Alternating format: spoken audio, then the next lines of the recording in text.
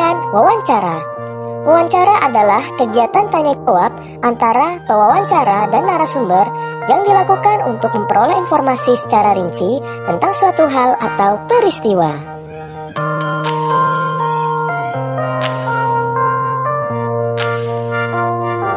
Pewawancara adalah orang yang melakukan wawancara dengan menyebutkan pertanyaan-pertanyaan yang berkaitan dengan suatu peristiwa. Narasumber adalah orang yang diwawancarai dan memberikan informasi sesuai dengan peristiwa yang terjadi.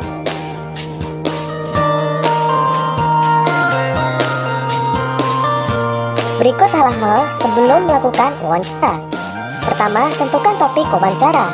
Topik wawancara ditentukan berdasarkan hal atau peristiwa yang ingin kamu ketahui. Kedua, buatlah daftar pertanyaan yang akan kamu ajukan saat wawancara. Ketiga, tentukan narasumber yang akan diwawancara.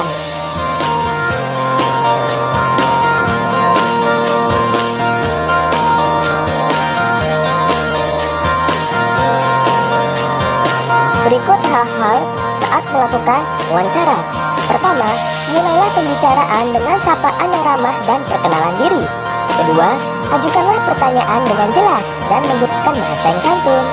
Ketiga, catatlah jawaban yang dijelaskan oleh narasumber. Yang keempat, akhirilah wawancara dengan kesan yang baik dan menyenangkan.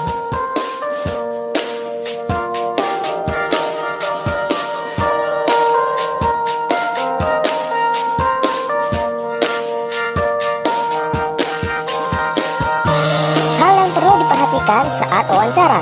Pertama, pertanyaan yang diajukan sebaiknya memakai kalimat yang efektif dan mudah dipahami.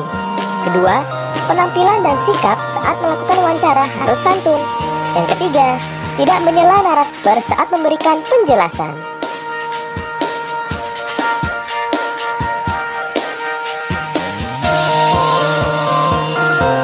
Selanjutnya, cara membuat pertanyaan wawancara. Pertanyaan yang diajukan saat wawancara bertujuan untuk menggali informasi secara rinci tentang suatu hal atau peristiwa. Pertanyaan wawancara dibuat seperti pertanyaan pada umumnya, yaitu menggunakan kalimat tanya. Berikut fungsi penggunaan beberapa kata tanya. Apa? Untuk menanyakan hal atau peristiwa yang terjadi.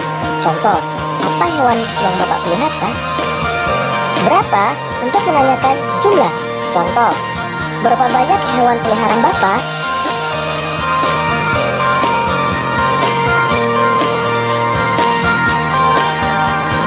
Siapa? Untuk menanyakan pelaku atau orang terlibat dalam kejadian. Contoh, siapa yang merawat hewan peliharaan Bapak? Di mana? Untuk menanyakan tempat terjadinya suatu peristiwa. Contoh, di mana Bapak membeli pakan ternak?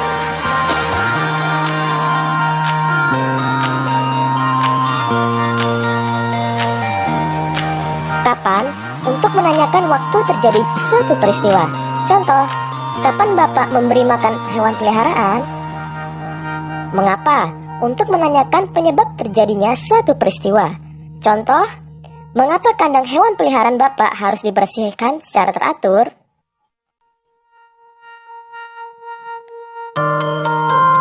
Bagaimana? Untuk menanyakan cara atau proses terjadinya suatu peristiwa. Contoh, bagaimana cara Bapak membersihkan tubuh hewan peliharaan?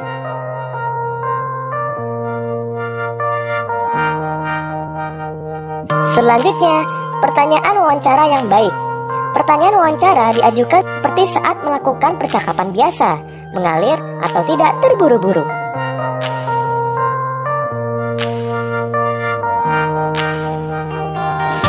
Pertanyaan wawancara yang baik mencakup hal-hal berikut.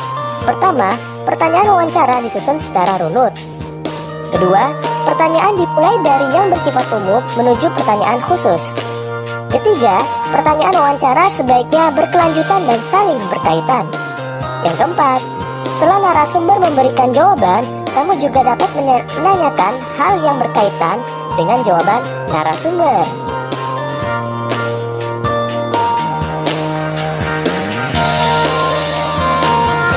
Selanjutnya, mempraktikkan wawancara sederhana.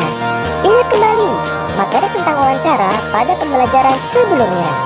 Wawancara bertujuan untuk memperoleh informasi tentang suatu hal yang belum kita ketahui.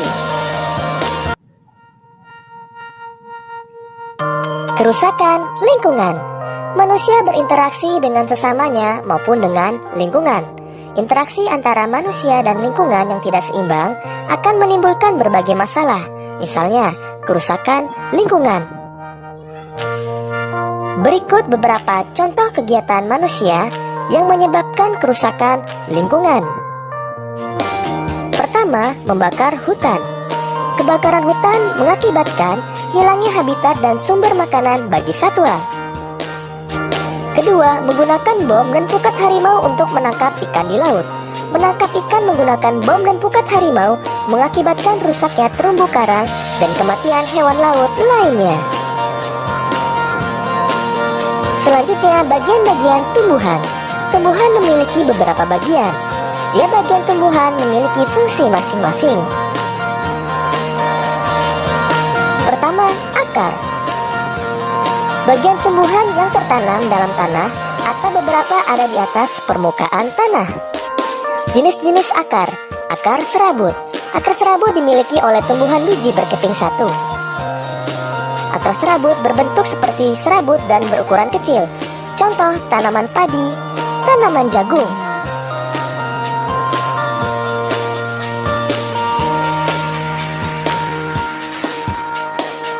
Akar tunggang. Akar tunggang dimiliki oleh tumbuhan biji berkeping dua. Akar tunggang terdiri atas satu akar besar dan akar-akar lain merupakan cabang dari akar utama atau akar besar tersebut. Contoh tanaman mangga, tanaman jagung. Bentuk akar lain pada tumbuhan tertentu. Akar gantung atau akar udara berfungsi untuk mengambil uap air dari udara. Contoh pohon beringin. Akar napas berfungsi untuk bernapas dan mengeluarkan zat tertentu seperti garam. Contoh pohon bakau jenis api-api.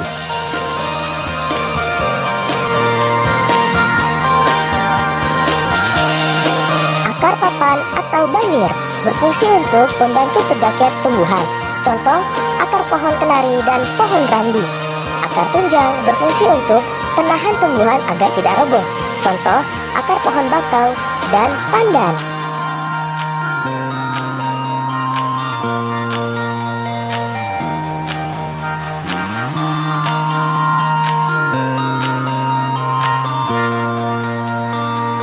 Secara umum fungsi akar: pertama, menyerap air dan zat hara dari dalam tanah.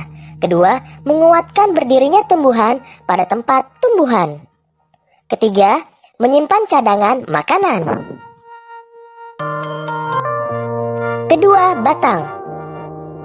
Bagian tumbuhan yang berada di atas tanah. Jenis-jenis batang. Batang berkayu, memiliki zat kayu dan kandungan air yang lebih sedikit. Contoh, pohon jati, pohon mangga, pohon beringin. Batang basah dan berongga. Bertekstur lunak karena mengandung lebih banyak air dan udara. Contoh, bayam, pohon kacang, jagung, bambu.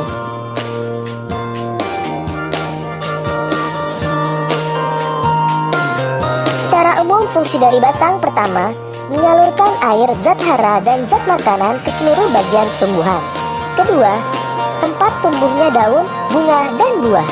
Ketiga, tempat menyimpan cadangan makanan. Pada beberapa jenis tanaman tertentu, misalnya tanaman tebu.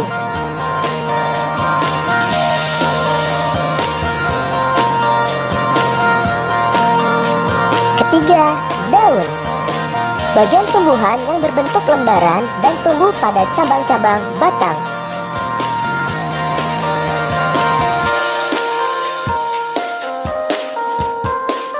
Daun dibedakan berdasarkan tulang daun. Tulang daun menyirip, tulang daun menjari, tulang daun melengkung, dan tulang daun sejajar.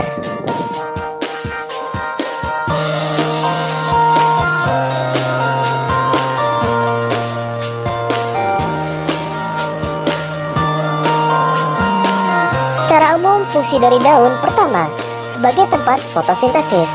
Fotosintesis adalah proses pembuatan makanan pada tumbuhan dengan bantuan energi cahaya matahari. Kedua, sebagai tempat penguapan air. Ketiga, sebagai alat pernapasan pada tumbuhan. Keempat, bunga. Bagian-bagian bunga. A. Tangkai bunga, menahan bunga agar tidak mudah terbawa angin. B. Kelopak, melindungi bunga sebelum mekar. C. Mahkota, menarik perhatian polinator. D. Benang sari, alat reproduksi jantan. E. Putik, alat reproduksi betina. Polinator adalah hewan yang membantu penyerbukan pada bunga. Contohnya kupu-kupu, lebah, dan semut. Kelima, buah dan biji. Buah terdiri atas daging buah, biji, dan kulit buah. Buah merupakan bagian tumbuhan hasil dari perkembangan bunga. Putik yang telah diserbuki oleh serbuk sari akan berubah menjadi biji. Biji ini nantinya akan ditutupi oleh daging buah. Hak dan kewajiban dalam memanfaatkan tumbuhan. Manfaat dari tumbuhan dapat kita jadikan sebagai bahan makanan dan penghasil oksigen. Kita berhak memanfaatkan tanaman untuk memenuhi kebutuhan kita. Namun, kita juga memiliki kewajiban untuk memanfaatkan tanaman dengan secara bijak. Contoh, hak dan kewajiban memanfaatkan tumbuhan. Buku tulis berasal dari serat kayu pohon yang diolah. Kita mempunyai hak menggunakan kertas untuk menulis. Seperti pada gambar, mereka memiliki hak menggunakan kertas untuk menulis. Tetapi kita juga mempunyai kewajiban menghemat kertas agar tidak banyak pohon yang ditebang. Pelaksanaan hak dan kewajiban dalam pemanfaatan tumbuhan. Di sini terlihat warga sedang menanam tumbuhan. Manfaat menanam tumbuhan yaitu membuat udara di lingkungan sekitar menjadi segar.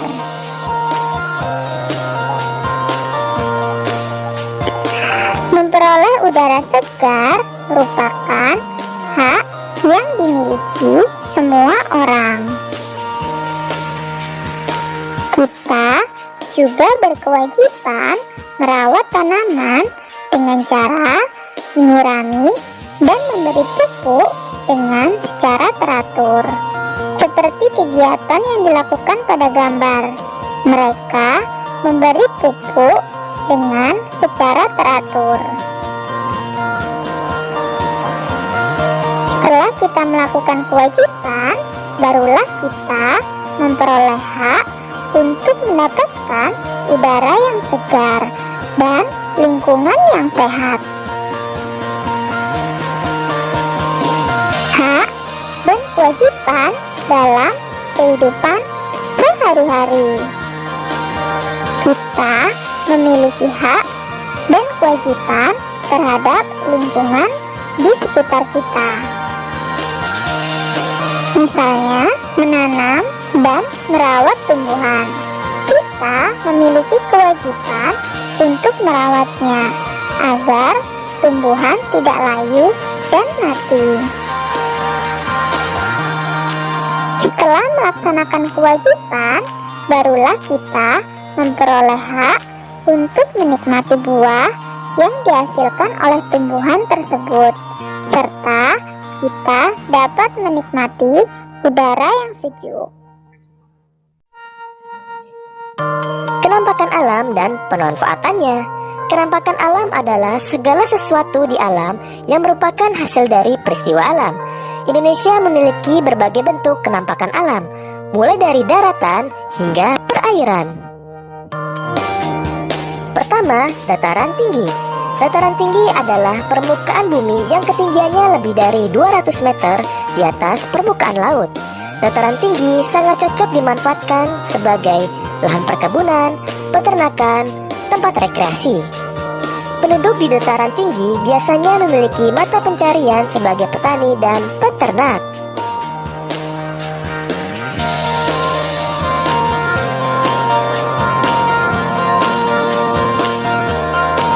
Perkebunan teh.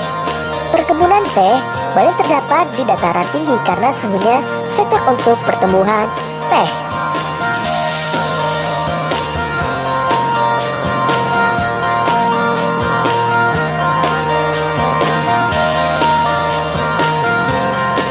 Kedua, dataran rendah. Dataran rendah adalah permukaan bumi dengan ketinggian 0 sampai 200 meter di atas permukaan laut. Lahan pada dataran rendah dimanfaatkan untuk berbagai keperluan seperti pertanian, perkebunan, peternakan, perumahan, dan industri.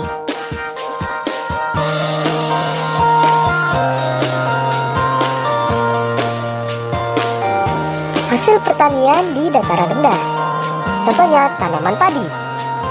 Pertanian padi termasuk contoh pemanfaatan yang banyak dilakukan di dataran rendah.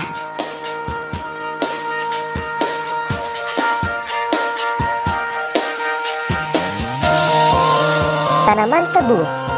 Tanaman tebu juga banyak dilakukan di dataran rendah, yang dimanfaatkan untuk memproduksi gula.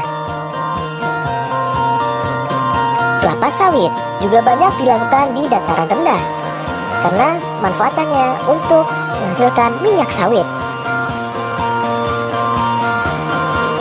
Hasil peternakan di dataran rendah, contohnya kambing, ikan lele.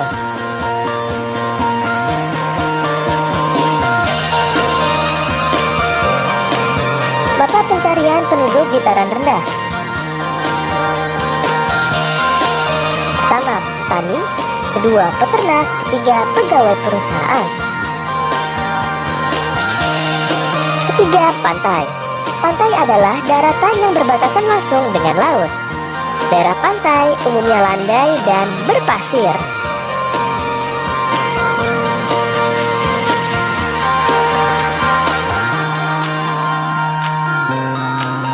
Berikut beberapa contoh pemanfaatan pantai. Budidaya ikan laut, udang, cumi-cumi, dan rumput laut.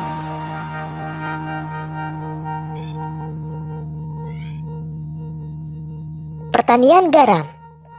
Tidak sedikit masyarakat yang tinggal di pantai memanfaatkan air laut untuk dijadikan garam. Pelabuhan, tempat berlabuhnya kapal-kapal.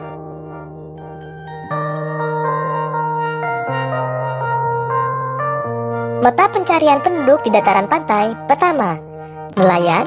Kedua, peternak ikan. Ketiga, petani kelapa. Keempat, petani garam. Yang kelima, penjaga pantai. Selanjutnya, ciri-ciri sumber daya alam. Salah satu contoh sumber daya alam adalah tanaman. Tanaman ada yang tumbuh di dataran tinggi, ada juga yang tumbuh dengan baik di dataran rendah.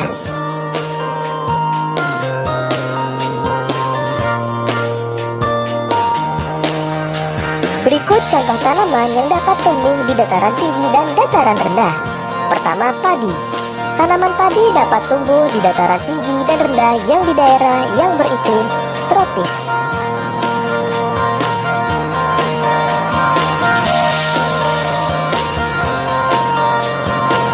Tanah yang cocok untuk tanaman padi adalah tanah yang mengandung banyak humus dan pengairan yang cukup.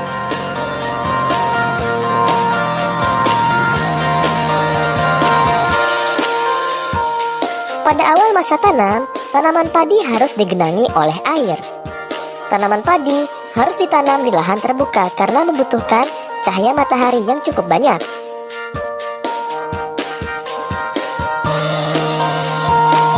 Padi juga dapat ditanam di tanah miring atau lereng. Sawah bertingkat yang terdapat di lereng disebut sengkedan. atau terasering. Kedua, teh. Tanaman teh tumbuh di daerah tropis dan subtropis dengan curah hujan yang cukup tinggi.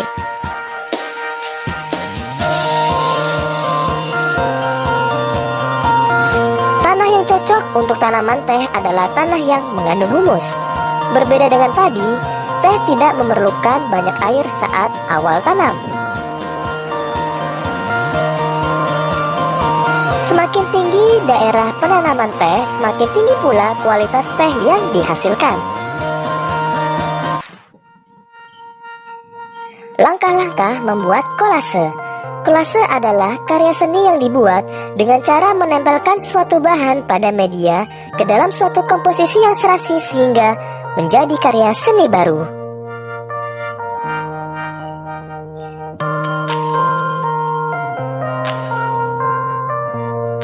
Berikut bahan-bahan yang dapat digunakan untuk membuat kolase.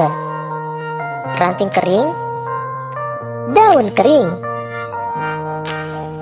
mahkota bunga kering,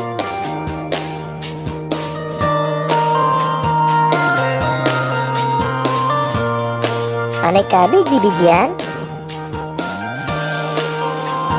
Berikut media yang dapat digunakan untuk membuat kolase: papan, kertas. Beberapa hal yang perlu diperhatikan untuk membuat kolase. Pertama, pilihlah bahan alam yang mudah didapat. Kedua, tentukan tema kolase yang akan dibuat. Ketiga, potonglah bahan sesuai kebutuhan. Kemudian, tempelkan pada media dengan rapi. Selanjutnya, apresiasi terhadap karya seni kolase. Hasil karya seni dapat diapresiasi atau dinilai melalui pendapat. Dalam memberikan apresiasi terhadap karya seni, kamu harus memberikan pendapatmu sesuai dengan karya yang telah dibuat. Berikut contoh apresiasi hasil karya kolase. Karya kolase ini bagus dan indah. Menurut saya, kolase ini akan lebih baik jika ditambahkan bunga-bunga kering.